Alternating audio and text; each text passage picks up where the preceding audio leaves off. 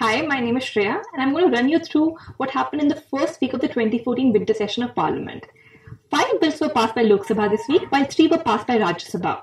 3 of these bills have now been passed by both houses of Parliament and need the President's approval before they become acts. 1 bill was also withdrawn this week. As of now, of the 37 bills listed in the agenda for this session, work on 33 bills is still remaining. In terms of productivity, Lok Sabha functioned for 86% of its scheduled time, while Rajya Sabha functioned for 81% of its scheduled time as of Thursday. Even though both houses were adjourned on the first day after victory notices were read, they worked overtime for the rest of the week to make up for the time lost.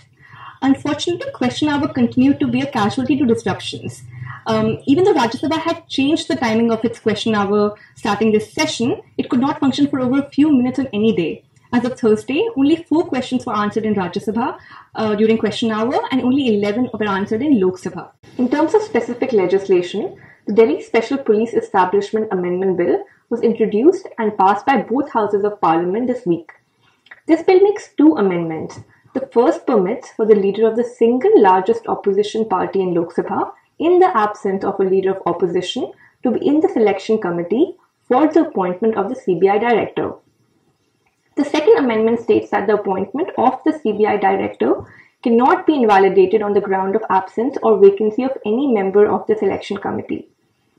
Other bills passed include the Labour Laws Exemption from Furnishing Returns and Maintaining Registers by Certain Establishments Amendment Bill.